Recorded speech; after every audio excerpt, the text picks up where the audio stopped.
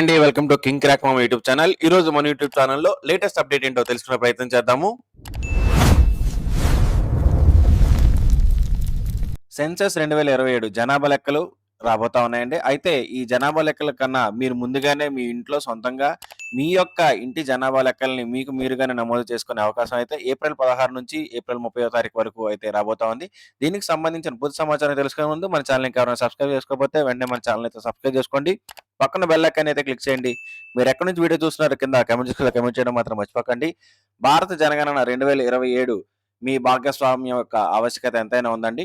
So, ఈ యొక్క జనగణనలో ప్రతి ఒక్కరూ పాల్గొనాలి.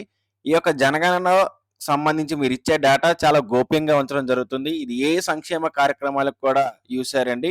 అంటే సపోజ్ మీకు కారు ఉందని పెట్టడం వల్ల మీకేదైనా సంక్షేమ కార్యక్రమం ఆగిపోతుందని అపోహలు ఏమైనా ఉంటే దయచేసి అలాంటి అపోహలు తొలగించండి. అవి ఓన్లీ గణాంకాల కోసం మాత్రమే సేకరిస్తున్న డేటా ఇది. దీనివల్ల మీకు ఎటువంటి సంక్షేమ కార్యక్రమాలనేవి ఎలాంటివి ఆపరండి. కాబట్టి మీ దగ్గర ఏదైతే డేటా ఉందో ఆ డేటాని మీరు ఇంట్లోనే అప్‌లోడ్ చేసుకోవచ్చు. లేదా ఎన్యూమరేటర్ అంటే ఎవరైతే ఈ జనాభా లెక్కలు రాస్తారో వారు మీ ఇంటికొచ్చినప్పుడు కూడా మీరు ఈ యొక్క జనాభా లెక్కల వివరాలని తెలియజేయొచ్చు. సో, ఈ రకంగా మీరు జనాభా లెక్కల్లో పాల్గొనవచ్చు. అయితే మీకు మీరుగానే ఇంట్లోని మీరు యొక్క జనాభా లెక్కల్ని ఏ రకంగా చేసుకోవాలనేది మన ఈ వీడియోలో పూర్తిగా తెలుసుకునే ప్రయత్నం చేద్దామండి. అయితే ఈ యొక్క జనాభా లెక్కల వల్ల ఉపయోగం ఏంటి? అసలు ఈ జనాభా లెక్కలలో మనం పాల్గొనడం వల్ల ఉపయోగం ఏంటంటే, ప్రభుత్వ ప్రణాళికలనేవి ఈ యొక్క జనాభా లెక్కల పైన ఆధారపడి ఉంటాయండి. అంటే పథకాల రూపకల్పన కానివ్వండి, అయితే వనరులున్నాయో వాటిని సమర్థవంతంగా కేటాయించి వాటిని కరెక్ట్‌గా యుటిలైజ్ చేసుకోవడానికి ఈ యొక్క జనాభా లెక్కలు చాలా ఉపయోగపడతాయండి. పరిశోధనలకు గానివ్వండి, అనేక సామాజిక ఆర్థిక అంశాల మీద కూడా ఈ యొక్క జనాభా లెక్కలు చాలా ప్రభావం అయితే చూపిస్తాయండి. వ్యాపారం, పారిశ్రామిక నిర్ణయాలు కూడా ఈ యొక్క జనాభా లెక్కల ఆధారంగానే తీసుకోవడం అయితే జరుగుతుంది. అంతేకాకుండా స్కూల్స్ గాని, కాలేజెస్ గాని రావాలంటే అక్కడ జనాభా బట్టి కూడా అక్కడ స్కూల్స్, కాలేజెస్ రావడం జరుగుతుంది. అంతేకాకుండా మౌలిక సదుపాయాలైన రోడ్డు, విద్యుత్తు, రవాణా లేకపోతే ఇతరత్ర ఇల్లు ఇవ్వడం శాంక్షన్ చేయడం గానివ్వండి, ఇలాంటి అన్ని అంశాలు కూడా ఈ యొక్క జనాభా లెక్కలను ఆధారపడి ఉంటాయి. ఇక సంక్షేమ కార్యక్రమాలకొచ్చేసరికైతే ఈ యొక్క జనాభా లెక్కలు బేస్ చేసుకొని ఏ కేటగిరీ వారికి అంటే ఏ సామాజిక వర్గం వారికి ఇంపార్టెన్స్ ఇవ్వాలి, ఏ సామాజిక వర్గం వారు ఎక్కడ ఎక్కువగా ఉన్నారు, దీన్ని బట్టి నిర్ణయాలైతే తీసుకుంటారు. సో, ఈ జనాభా లెక్కలనేవి చాలా ఇంపార్టెంట్ అండి. ఖచ్చితంగా అందరూ ఈ యొక్క జనాభా లెక్కల్లో పాల్గొనాలి. మీకు మీరుగా ఈ యొక్క జనాభా లెక్కల్లో నమోదు చేసుకోవాలనుకుంటే, మీ యొక్క జనాభా లెక్కలు మీ ప్రాంతంలో స్టార్ట్ అవ్వడానికి ముందుగా 15 రోజుల ముందు మీకు ఈ యొక్క జనాభా లెక్కలకి మీకు మీరుగా నమోదు చేసుకోవడానికి ఆప్షన్ అయితే ఇస్తారండి. ఇది ఎక్కువ సమయం పట్టదండి. గట్టిగా ఉంటే 15-20 నిమిషాలు సమయం పడుతుంది. జస్ట్ ఆ యొక్క 15 నిమిషాలు మీరు కేటాయించినట్టయితే మీ యొక్క ఇంటి మొత్తానికి మీరే చేసేసుకోవచ్చు. అంటే అందరూ వర్కింగ్ పర్సన్స్ అయినప్పుడు, ఎవరు ఇంటి దగ్గర లేనప్పుడు మీకు మీరుగా చేసేసుకొని ఎవరైతే అక్కడ జనాభా లెక్కల టైంలో రాసుకోవడానికి వస్తారో వారికి ఒక ఎస్‌సి ఐడీ వస్తుందండి మీకు మొత్తం రిజిస్ట్రేషన్ అయిన తర్వాత. ఆ ఎస్‌సి ఐడీని వారికి చెప్తే చాలండి.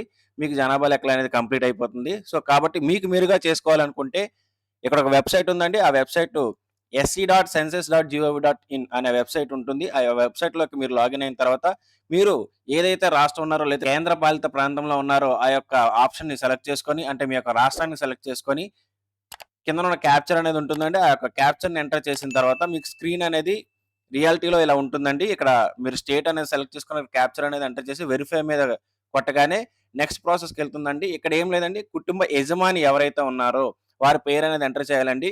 జస్ట్ కుటుంబ యజమాని పేరు ఎంటర్ చేసి మీ యొక్క మొబైల్ నంబరు, మీ యొక్క మెయిల్ ఐడీ అనేది ఇవ్వాలి. మెయిల్ ఐడీ అనేది ఆప్షనల్ అండి. మీరు ఇవ్వచ్చు, ఇవ్వకపోవచ్చు.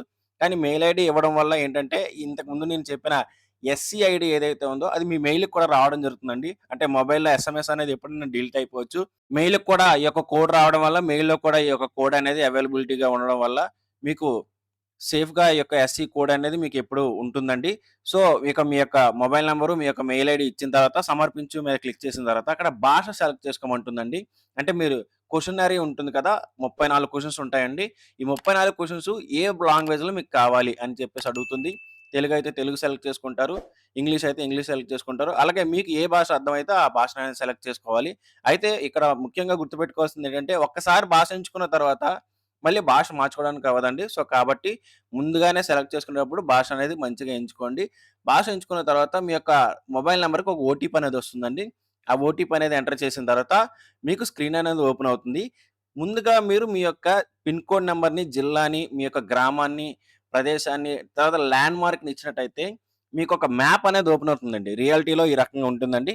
మీకొక మ్యాప్ అనేది ఓపెన్ అవుతుంది. ఆ మ్యాప్‌లో మీరు ఒక పాయింటర్ అనేది వస్తుంది. ఆ పాయింటర్‌ని కరెక్ట్‌గా మీ ఇంటి దగ్గర ఆ పాయింటర్‌ని పెట్టి సేవ్ అండ్ నెక్స్ట్ అనే ఆప్షన్ క్లిక్ చేయాలి. అంటే ఈ రకంగా మ్యాప్ వస్తుందండి. ఇక్కడ ఇల్లులు అన్నీ కనిపిస్తాయి. ఆ పాయింటర్‌ని కరెక్ట్‌గా మీ ఇంటి దగ్గర అనేది పెట్టి అక్కడ సేవ్ అండ్ నెక్స్ట్ అని ఉంది కదండీ! ఆ సేవ్ అండ్ నెక్స్ట్ మీద క్లిక్ చేయాల్సి ఉంటుంది.